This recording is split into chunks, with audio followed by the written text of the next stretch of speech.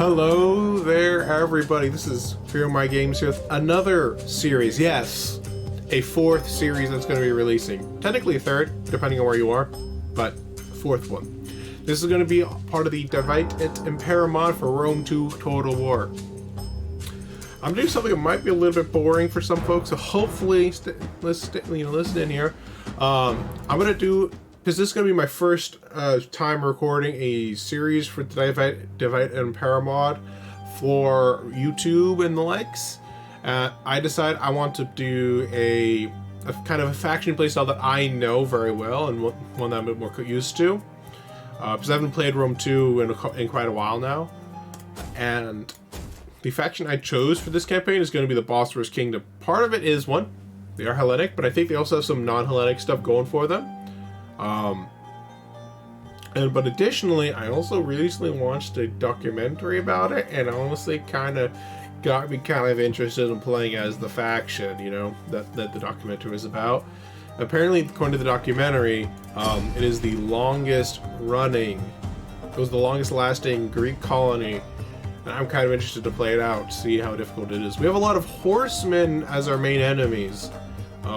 So that'll be kind of interesting because we're, you know, mostly a spear faction against a mostly cavalry faction. So, you know, if they try to attack us head on, we will win, but in the open plains it might be a little bit more difficult for us. So we'll kind of see how it goes. I'm running with the DEI mod, but also I'm running additionally, I'm also running the Rome 1 music mod because I honestly really enjoy the Rome 1 music. And I also know I'm running some other mods. I'll make a collection of the mods I'm running down below. But the major one, of course, is the DEI mod, Divide et Impera mod, which basically takes the base Rome 2, which is not too bad in this current state. It took them a few years to get to this state. And then not too bad, and makes it actually a pretty fun and enjoyable Total War game. I've played a few campaigns without it, played a few campaigns with, and I played like one campaign with it. So it's like, you know, so this is kind of interesting to play. While I'm playing a faction that I'm like more used to the play style of to get into the swing of things with Rome 2, and the next campaign I make, which whenever we end up making it, I'll choose a different faction, like a Barbarian or something like that. War and human sacrifice. Despite this, your people have prospered here, but success has earned you enemies. The Sarakis to the east remain hostile to your presence. Strike soon, while they remain preoccupied with their war against the Orsoi. You are at peace with the Scythians to the north, but they are untrustworthy and must be neutralized one way or another. To the south lies open water, your dominance of which is challenged by the great kingdom of Pontus. Your war with them is ongoing, but once they are beaten, the sea will be yours to command. History shall record the rise of Cimmeria. The rise of Cimmeria. Alright. I forgot kind of what I was saying before he showed up. But with this campaign, it's going to be kind of interesting. I hope. So it looks like who are we immediately at war with right now? I don't really want your advice. So I'm at war with nobody, it looks like, right now. But I thought he said I was currently at war with Pontus, but I guess I'm not actually at war with them. Let's do some trade, get some money flowing in. Could you just be quiet? No, I didn't want that. I want text only and suppress the advice, please. Just do not talk to me. Let's do a non-aggression pact with them for now. That way I can focus on other people. We Greek. Scythia will do trade agreement and non-aggression pact as well. I don't want to make war with them immediately. Yes, I first want to take out these guys and then maybe focus on Pontus to the south. So once Pontus is removed, and then like the game said, attack Pontus, rule the seas. We want to immediately go after cultists. We might even be able to just merge them into our own faction. If we can do that, that'd be pretty nice. So we start with land reclamation and the first tier of economy already done. Let's do logistics and make sure our army is pretty strong. So I kind of want to decide how. So this is a provincial capital, polis, hamlet. Let's see. Can I upgrade all of them? Well, I guess we can. I want to make this one I do want to be able to recruit a decent army, so that's what I'm gonna start doing here. Resource production is always nice for trade and stuff like that. Shipwright, I want battle. I can't build a military wharf, so I'll wait on upgrading that one. This one I'll make into a harbor for bonus trade, I guess. This one I'll make into a fishing port for money, for food, I guess. So I don't really have anything else, and I'll wait to make this into a military wharf until I can get organized supply lines. I guess what I can do here is what does this give me? Consecration grounds. So I can't build a workshop yet because I don't have engineering. What does this give? So it does provide a garrison over like in the next tier of Scythians, and does give me some nice amount of money.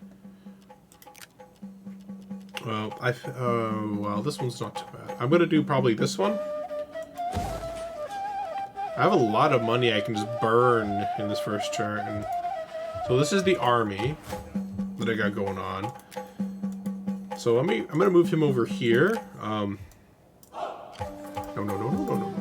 Go out to no, you fool.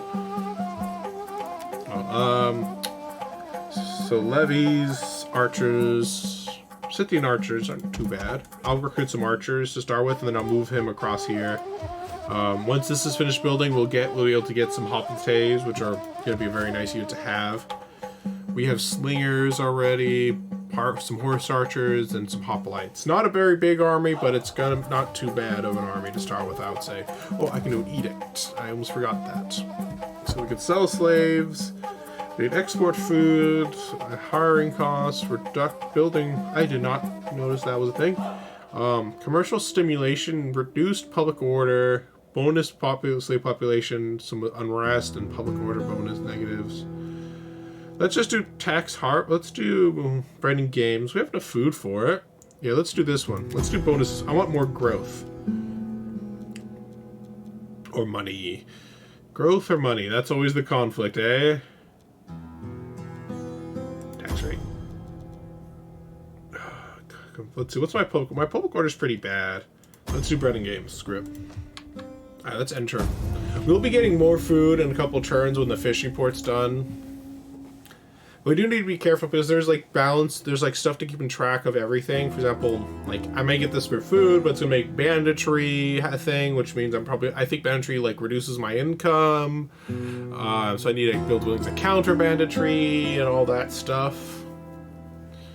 So that's always one thing to keep in mind. At least with the non-aggression pact, these guys, I shouldn't need to worry immediately, at least from an attack here. I'm going to move these guys over here to hold that.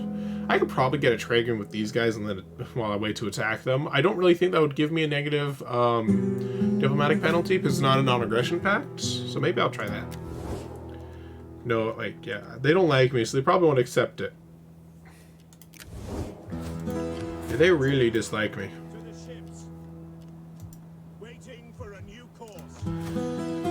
Can I afford? Yeah, I guess I can afford it. Probably what I'll do is, for this one, I'll build the outskirts for industry, so that way I can make some money. Because money.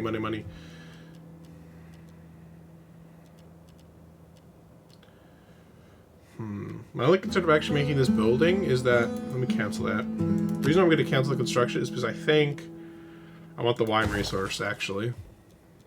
From his money. Oh, actually, is that my scout?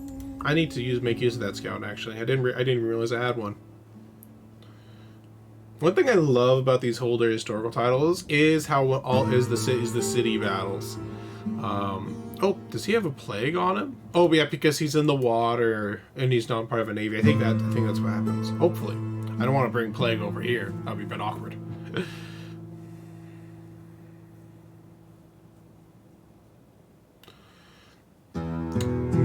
Yeah, the turn orders are decently long, actually. I didn't remember it being this long, but oh.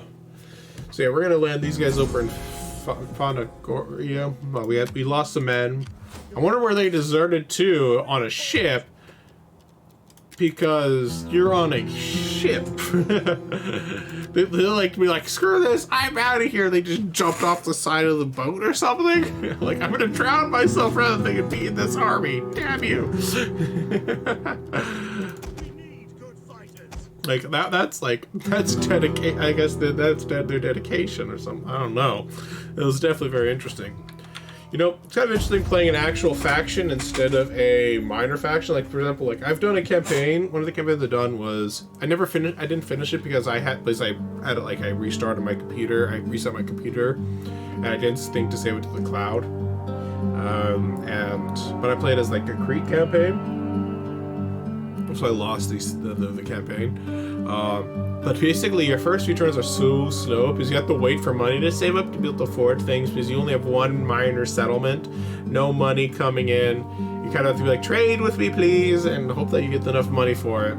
And then after that, even when you start attacking people, you have an army of pure militia while they have actually professional armies.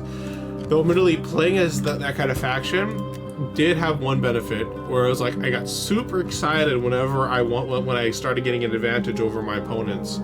Because I was like, I was attacking Syracuse. They had 2 armies to my 1, but there was we were fighting on a bridge, and I was able to win the bridge fight, super close, take them out. And once I took up Pergamon, I had my first major settlement, and I was able to start making professional armies. It was glorious. So I'll probably make one more 3-6, probably make one slinger, and then I'm going to hold off on building anything else until I can get my militia, my hoplites in next turn. But I'm not going to let this, like, that kind of thing, where it's like slow to start with, it feels good once you're able to be like a minor faction, you'll take everyone on. But if you actually play like a normal settled faction, it is, I guess, a bit easier because you do usually have a better city, or at least a better economy, or maybe better troops. Something that makes it a little bit more worthwhile.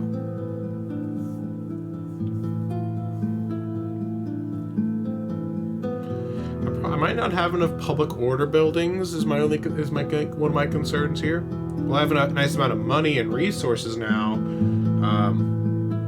With my buildings, probably the next thing I need to build will be anything that provides public order, and then also sanitation too.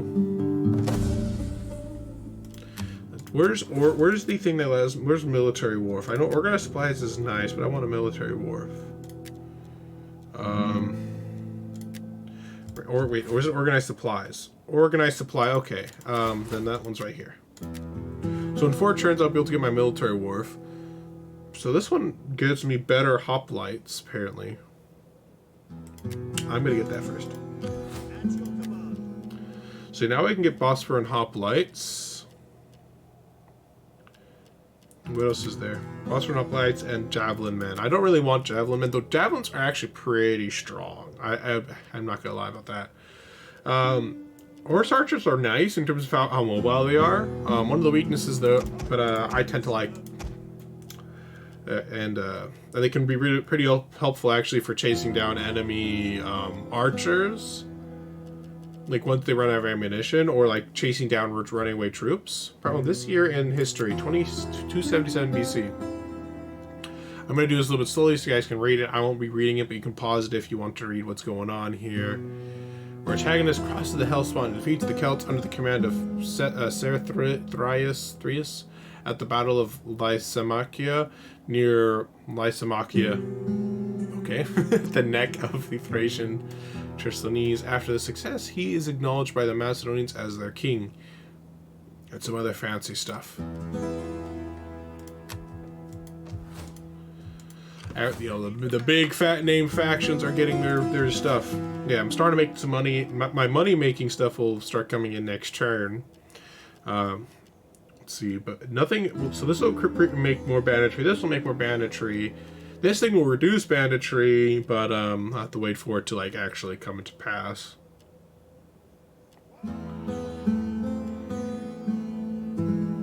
Yeah, I definitely will need organized supplies afterwards. To like so that way I can start balancing out the banditry. Yeah, my scout, just keep an eye over there, see what the situation is. If I wipe them out pretty quickly, I actually need to check what kind of province they're in. a lot of these like more open provinces here, they're pretty spread out, and like while if like more in the Mediterranean, they're super close together. So we'll kind of see how it goes.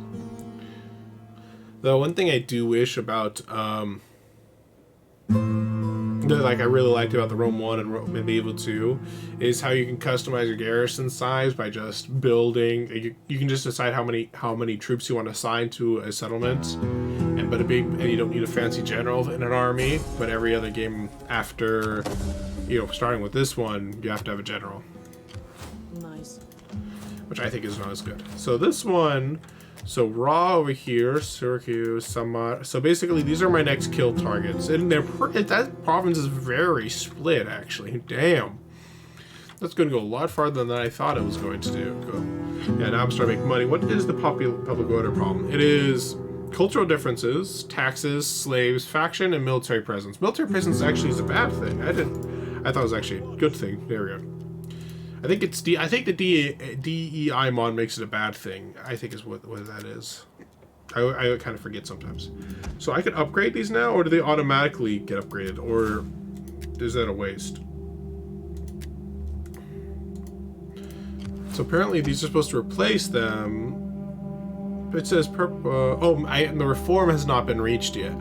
So basically, I have the upgrade ready for when the reform occurs, but the reform has not happened yet. So that's not really going to do anything for me. Okay.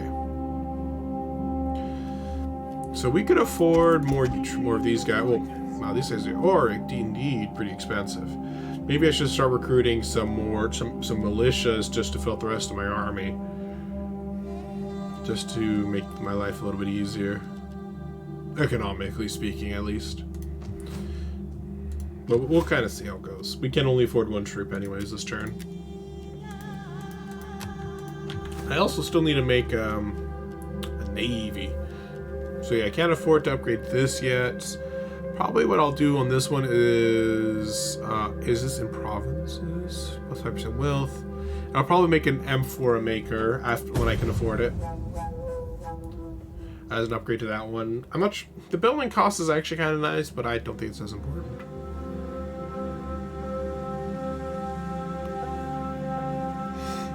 So Guros is the provincial capital of that settlement, it looks like, as well as their general capital itself. I'm not too worried about Pantikapayon. I don't really know how to pronounce that properly. Is probably going to be able to take care of itself from any immediate attack. I'd be surprised if the garrison's weak too is that weak. The ones I'm worried about is these two settlements, especially Tanais. Because of the fact that there's plague in my army.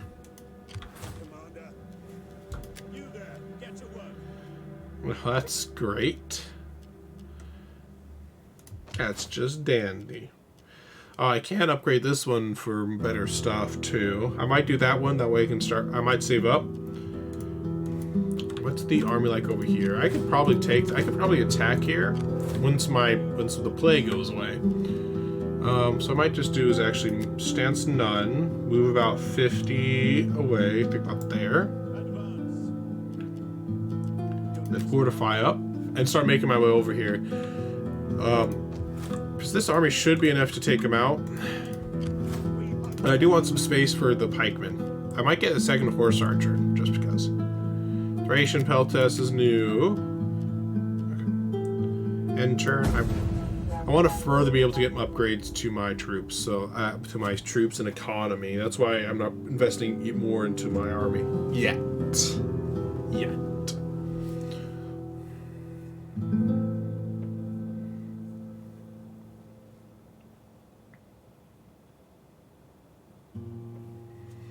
Now, one thing I do need to keep track of is these bridges, because the best places to defend my cities is going to be wherever these like little bridges and stuff are. If I'm expecting to be outnumbered. But also in general, because the AI is not always as smart. You can kind of make some nice fun kill fields if you have enough ranged units for it. I do have a lot of ranged in this army.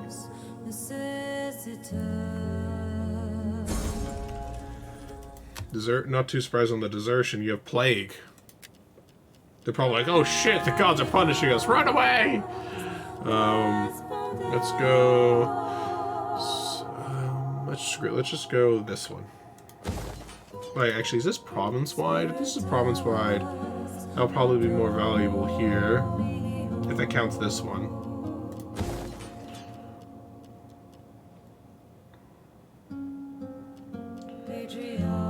Okay, we'll end turn. I won't recruit anything yet. And then next turn, I'll start getting that build. But it looks like it'll take way too long for me to get pikemen, so probably what I'm just going to do is I'm going to wait out this plague. Let my troops replenish and then push out.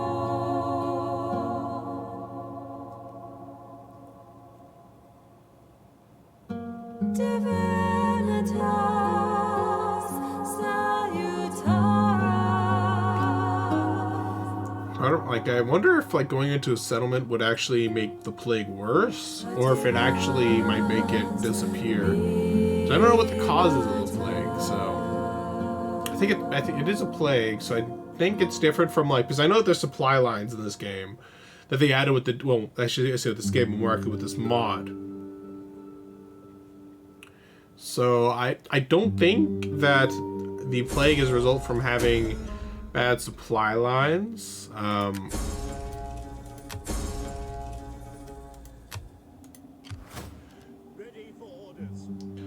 Manpower shortage or local events.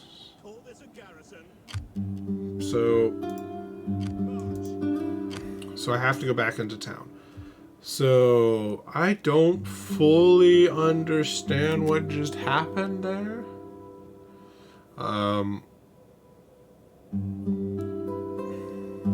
But something happened, and it's weird.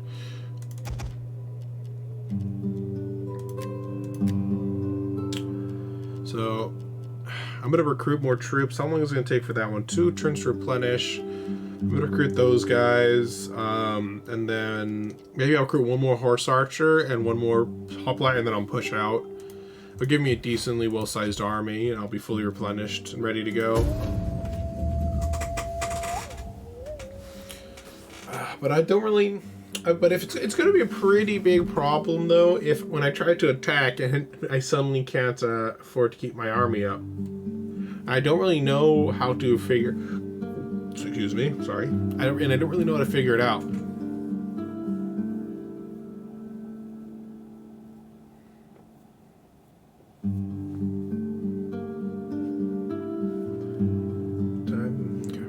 I'm just keeping an eye on the time because this is basically my lunch break. I already ate lunch though, so it's like I might as well do some video recording for the fun of it, you know? Until my schedule fills up, I have time to do stuff like this, so might as well.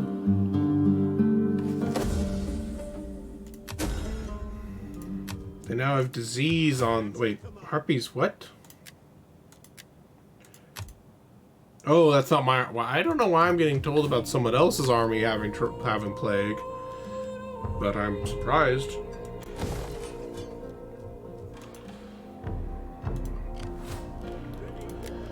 Actually, I'm going to delay building that. And I'm going to just use that money instead to finish recruiting. They're more expensive than my guys are here, so... I think for the sake of speed, I'm just going to build 2 of them and move out. More recruiting. Is there any upkeep reduction? I do want that upkeep reduction because that way I can keep the monies up. And then probably what I'll do is engineering after that. That way I can get some those workshops going to make my armies better. And then after that I'll start doing probably a little bit of economic research. Then with the economic research out of the way, and that business I tend to have a habit of going super heavily into military, and that's not technically a bad thing, but you do kind of have to make up for it later on, which has its own problems. So it's I'm trying to be better about balancing out economic and military research, because if you can find the right balance, you can have multiple armies, which might be a bit better than having one super strong army, because all your upgrades, because you're not investing enough into your infrastructure.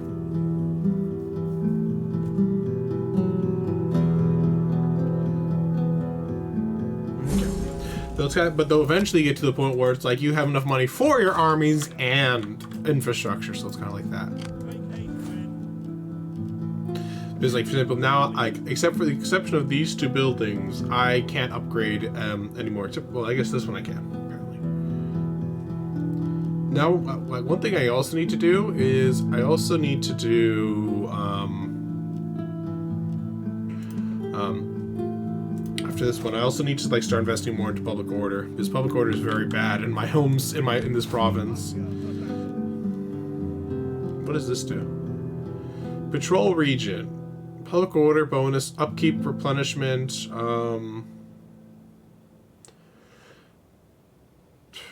Is there a bad thing for doing this?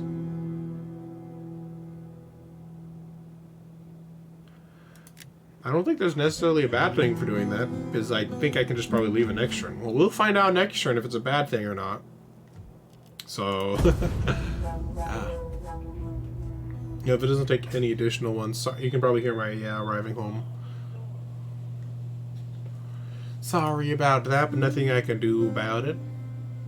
I live right next to the garage, as I've mentioned before, so you'll hear the garage door open and close.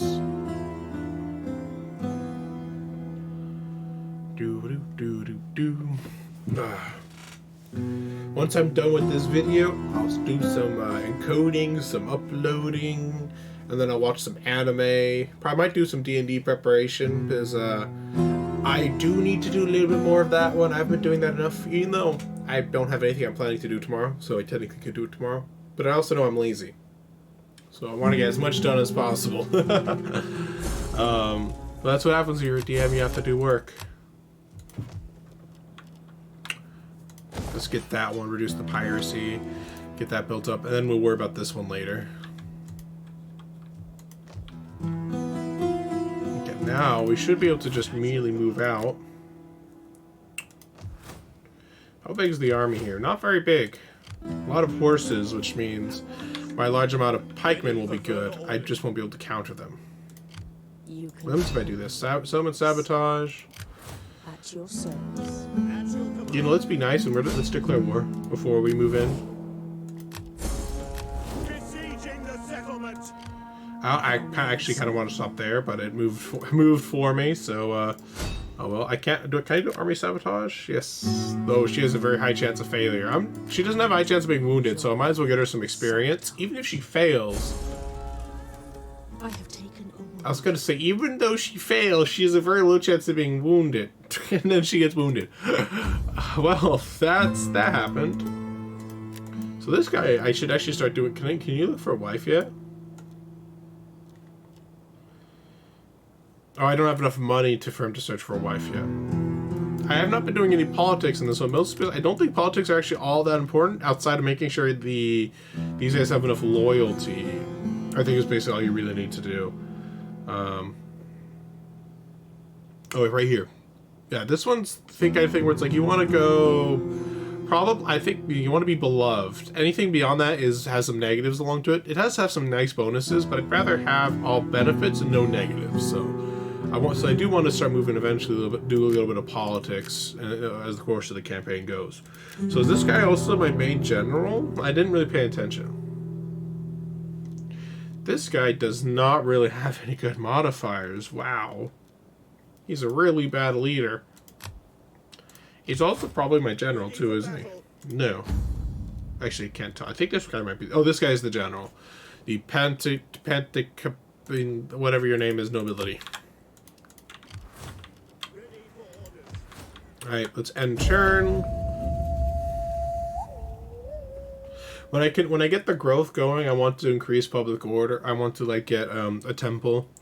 That should help with both cultural conversion to Hellenicism, which should do two things. One, I think it's more of a recruitment population, but also another thing it does is that it should also make public order a bit better. It's kind of like the corruption mechanic in Warhammer 2, where basically in Warhammer 2, if you're like a Skaven and you don't have enough Skaven corruption, you have some public order problems. Or if you're like a or like a human faction, and there's a lot of scaling corruption, then you have problems there. It says I have a high chance of losing. I disagree. I wonder if I fall back though, will I get to the bridge? I'm gonna try. I want to see what happens when I retreat. When he goes to my settlement instead. Can I reach him? I wonder. I probably can. I'd rather not, like if nothing else, I can also take a settlement. But I can't reach his settlement either. But you can probably reach mine. Tanas, what's your garrison size? He has a decent garrison. I could probably hold with that if I'm being honest. I'll try to improve it though if I can. That won't do any. That'll be too late. Dang it. I'm gonna move against their thing. See if they attack me again. At your command. Probably should have I probably could have won if I just fought it out. But I was like, maybe I can bait him into a bad spot for him. But I ended up not really doing anything. So I actually should check what that event message was. I regret everything. But if I take their capital, the army won't immediately disappear, but it'll start, like, I think, taking attrition is how it works. And then they'll probably do, like, a last-ditch effort to attack.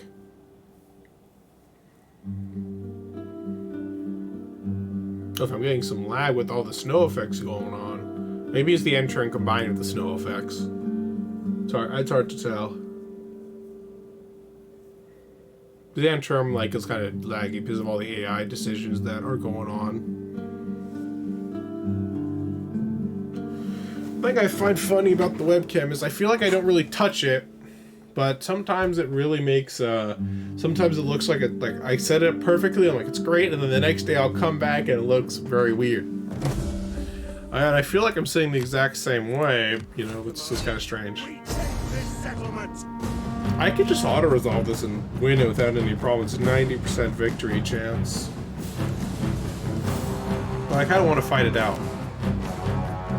Because, you know, I think that's just more fun, personally. But the enemy, they sally out to the field to fight instead of fighting in the settlement. Oh. I was hoping for a settlement battle. Yeah, boring. But fine. Let's start deployment. Alright. So it means they're attacking me, which means I kind of want the trees aren't a bad situation for me if I can get to them, because it makes it so that the cav advantage is not as big. But probably what I'm going to do is phalanx here. I've read the optimal phalanx depth. I know there's a certain point where they kind of lose a little bit of effectiveness, or at least comparatively speaking. So what I'm probably going to do is I'm probably going to try to do a checkerboard formation here. With my army. Get them into a nice formation. Ready to fight as optimally as possible. And I'm going to have units in the back here. Their main job is to basically defend against potential cav charges from the back, because their main advantage against me is cavalry. So if I can negate that advantage with good positioning of my hoplites, then I'm good to go. I do need to be aware of, like, potentially them trying to charge my archers, but we'll get to that problem when we get to that problem.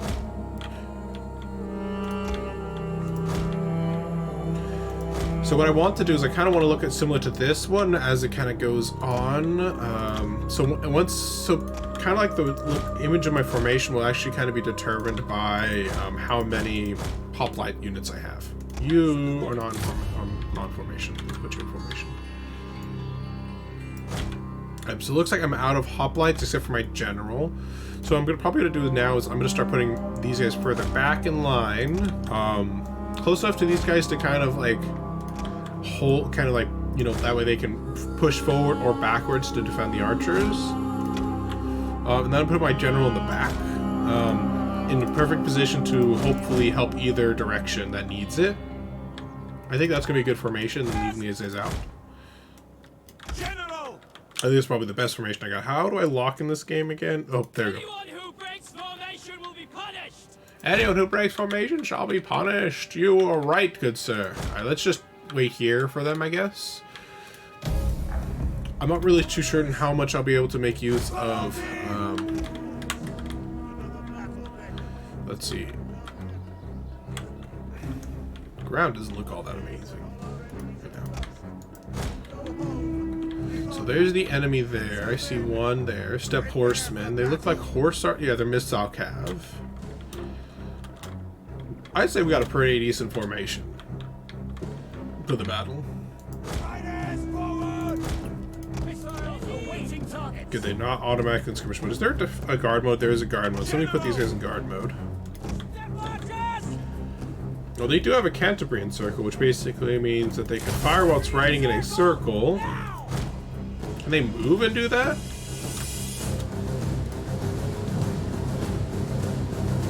Interesting. Like, I want to see if they can do that. So no, they do. It's like it's like whoosh whoosh whoosh. So they sallied out though, didn't they? They aren't moving though. I guess they did. Maybe they didn't actually. It said they sallied out, so that's a bit weird. I'm surprised that they're not attacking. Consider all things considered, but I'll just move forward. It's fine. I actually think that the advantage will be on them to kind of like charge at me because they have the cav advantage.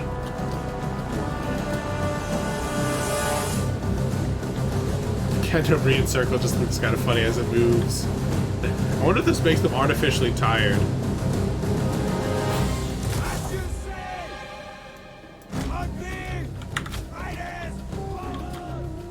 Alright, let's just move up.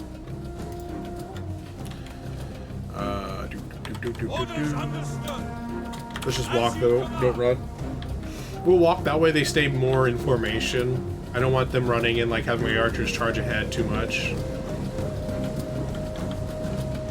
They're still gonna move ahead, it looks like, so I'm going to turn these guys out of phalanx, I guess. And then put them back in phalanx after when we get there. Because I don't want the archers getting ahead of them.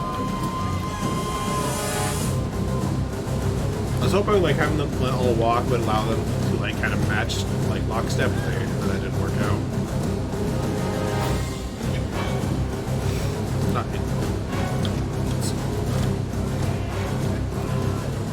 So I'm gonna use these guys to do some scouting for me. So what does that? So this just makes them reload faster, right? Yeah. Okay. I'm gonna use these guys to scout because they're my fastest unit.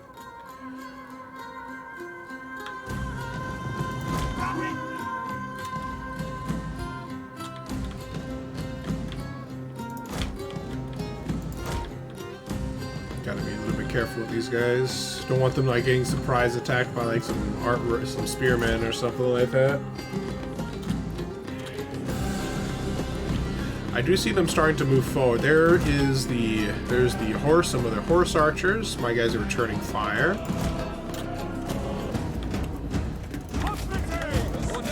I'm gonna rush my hoplites into position though.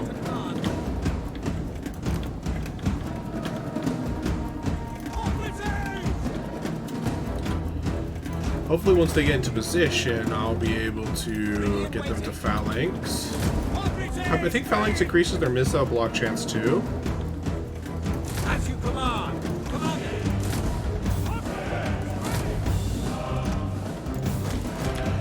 There you go. These guys were the first ones to put in phalanx and they got charged, which is nice for them because they're pretty strong. They should be able to hold.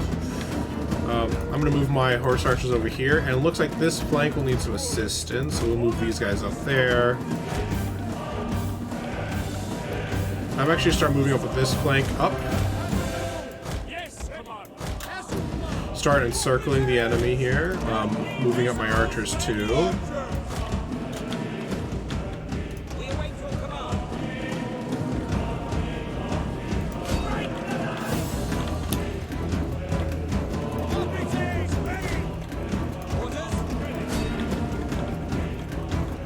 Alright, stop. Moving up here, moving over there, moving these guys up.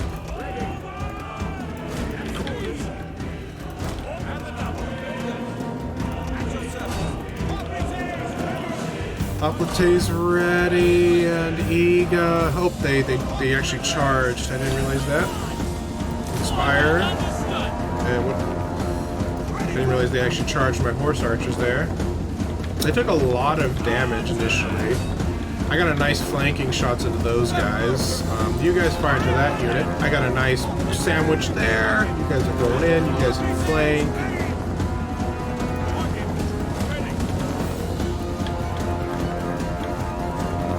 These guys are doing a great job holding. Those guys got a nice squish going on there. Those guys are routing. Those guys got a good flank now.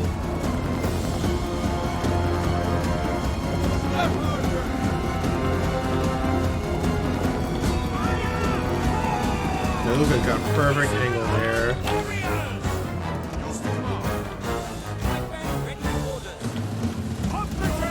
There's not really too much they can do in this area because these guys will outrun them. So I think their job is mostly going to be just hold them, keep them back, away from the rest of the troops. Away from the archers. Sorry, not the rest of the troops. That doesn't really make much sense. Archers are doing an amazing job there, just blasting these guys with arrows. These guys are taking a decent amount of damage, but the amount of damage they initially took is reduced by quite a lot. These guys out of ammo. No.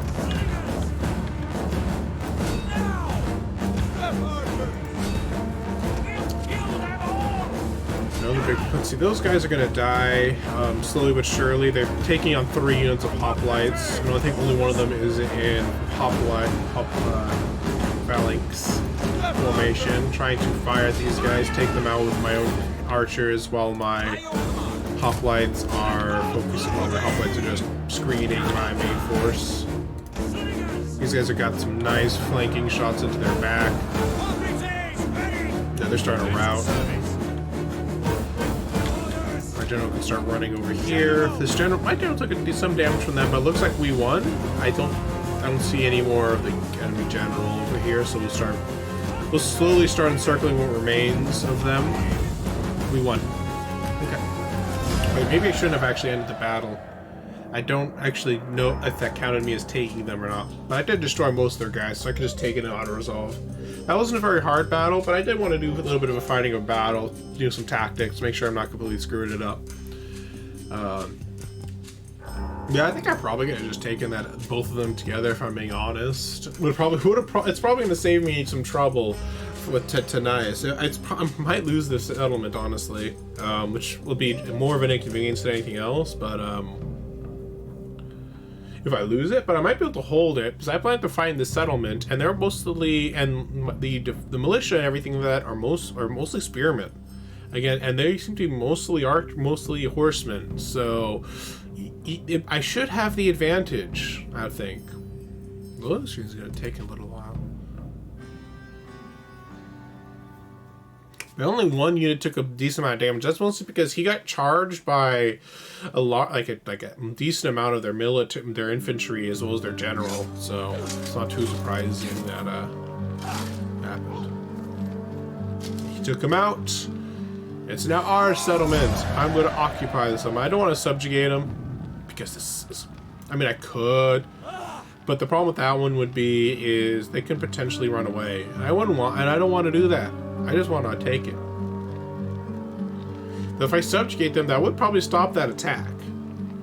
And part of me doesn't really want to expand in this direction. Part of me wants to expand southwards instead.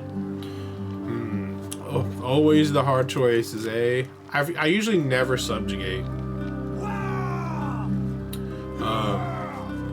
Mostly for the reason that I usually just want to conquer. I think I'll subjugate them, actually. It's the first time I'm doing this, but I think I get money. I think they pay me. Ready for orders.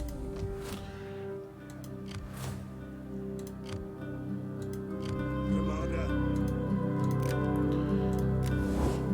So, they don't like me. You have the ear of my people. Do not waste it. Alright, I'll take it. My words were heard in good faith then. You have proved worthy with this acceptance. Yeah, the subjugation at the very least will make it so... Like, what was the rest of the settlements here? We'll make it so I don't need to worry about expanding east. I don't need to worry about this big expanse. And I'm going to try and focus on pushing south, is what I think I'm going to do.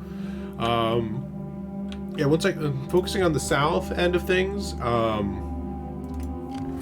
And I think I can replenish here. So I'm probably going to do is I'm going to go into to fortify. I can levy. Ooh, I forgot about that mechanic. I'm probably going to push south against their enemies, take them out, and basically not really worry too much about this northeast for now. Let my client state do what he wants. I'll take out his only enemy. Doing that will actually probably make him a little bit more friendly to me. What does anything give me bonus mobility? I like the ammunition. I like the tax rate. I like the morale. I like the melee attack skill. I love the upkeep. I'm going for the upkeep. I'm like, upkeep, you say? I do like upkeep.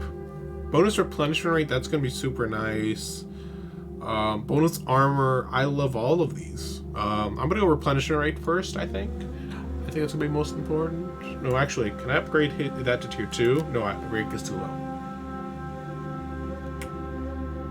Yeah, let's do that. Yeah, now we have our client state. And that, which also means I don't have to worry about this army taking Tanais, because now that my client state, they shouldn't attack me anymore. So I'm probably going to build consecrated ground. Oh, I do need food, apparently, according to this. So I should probably build... I need public order. It's a balancing act. This increases sanitation of the region. I think... it had a cultural influence. Compared to growth minus food. Oh, this actually... And then this one's food. Well, food. I'm going to do food, I guess. I do need the food. Okay, let's do that. Here's what I'm going to do. I want to get more into their good graces. So what I'm going to do is... Do not attempt to sweeten truth with I will harmony. offer to join war against these guys. Plainly, How do you like I it? will deal honestly. Will you pay me money Flatter, for this, though? And you fail. Oops. No. Like, you don't want... I'm literally offering you that for nothing, weaklings. I'm gonna get a trade agreement with these guys if I can. I plan to go to war with them in the end eventually, but that doesn't mean I can't make money off of them before I do that. So it looks like it's gonna be 4 turns for me to fully replenish my troops, even with fortified stance. So probably gonna do is wait. How much do I have any movement left? No, I don't. Not enough, anyways, to make it worthwhile. So I'm just gonna fortify, start replenishing. Then we're gonna push southeast, and we're gonna take out this faction here, the Kartli. And then basically we'll focus mostly on Asia Minor and in the Near East here. And then we might swing west, basically try to focus on capturing all of this. Colchis will fall. I plan to take Colchis. Not immediately, but probably once I take Gabala and Mitshiksheta, I'll probably focus after Colchis. Basically, I have this entire like mountain range here. Basically, and then I'll take over Armenia, and you know, kind of push west, or depending on whatever enemies I encounter. Because I don't have to worry about the Seleucids. They're a pretty big faction to start off with, and especially assuming their Satrapies don't go to war with them, you know? Alright, but this is where we're going to call this part, because it's starting to get a little bit long in time. Thank you guys so much for watching. Hopefully you guys enjoyed this series just as much as the other ones, or maybe even a bit more. If you guys like it, feel free to like, comment, or subscribe. I'll be releasing this one every Wednesday. I'll start getting like a little bit of a batch going, and then like basically, you know, schedule them to be released. So you might see me wearing the same clothes in some videos, but that's because I recorded them all on the same day. You just have to live with it. Or, you know, live with it, or, you know, I guess don't watch, but, you know, stay. Alright, take care, guys.